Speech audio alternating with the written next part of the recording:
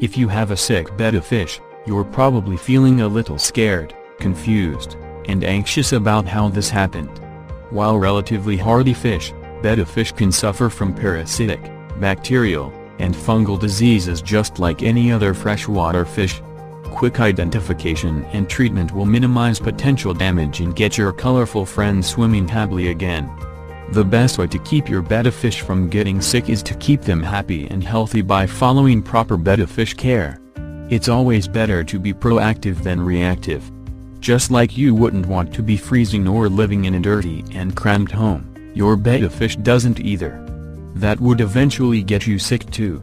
Sick betta fish behavior are lethargic, inactive, lazy, lacks aggression, hiding, refusal to eat for extended periods of time, for example days, faded colors, mainly in male bettas, labored breathing, damaged fins, clamped fins. This certain behaviors are linked to a stressed or sick betta fish and not necessarily a full-blown disease yet. Identifying these behaviors is the easiest way to tell if your betta fish is sick. Noticing these behaviors and correcting the problems early is very important. Failure to do so could exacerbate the problem and lead to more severe complications. Betta fish diseases. Here are the most prevalent betta diseases. Columnaries, cotton wool or mouth fungus. Both beneficial and harmful. Columnaries, bacteria is present in your betta's water. Under stressful habitat conditions, for example overcrowded and unmaintained water, bacteria may enter through lacerations, the mouth or gills. Visible, sometimes stringy cottony patches on the mouth, gills, or fins along the body will be present in columnaries. Accelerated symptoms may also include visible lesions and gill damage.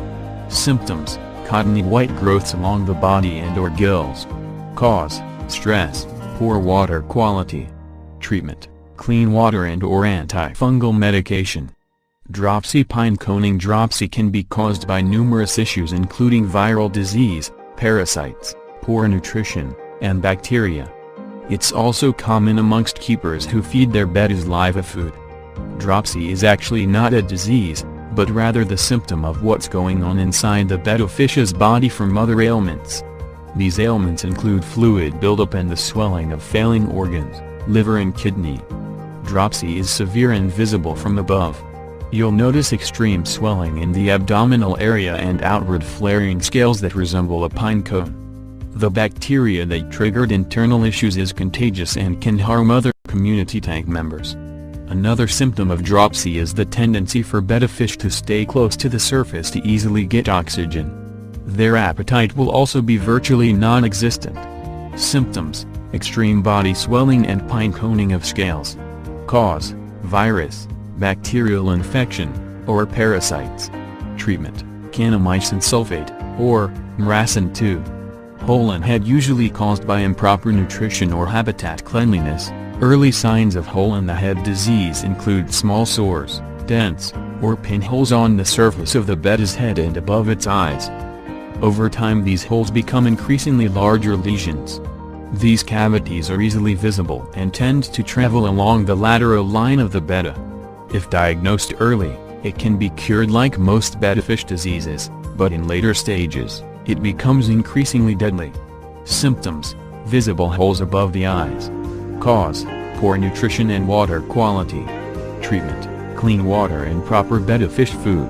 Itch. Another one of the most common betta fish diseases is itch, and it's caused by parasites. Ick is characterized by small white dots that are similar in size to a granule of sugar. These spots are visible to the naked eye and appear along the body and fins of a betta fish. It's a very preventable and treatable disease that is, however, uncomfortable for your betta. You may notice them rubbing against objects in the tank in an attempt to get the parasites off their body. Symptoms: small white dots on body and fins, rubbing on decor. Cause: poor water quality, stress, or contagious companions. Treatment: clean water and Ridich Plus, or Mardel Copper Safe. Fin and tail rot. Fin rot or tail rot, melt, is probably the most common betta fish disease. It's often confused with tail biting, resulting from boredom and tears on sharp tank decor.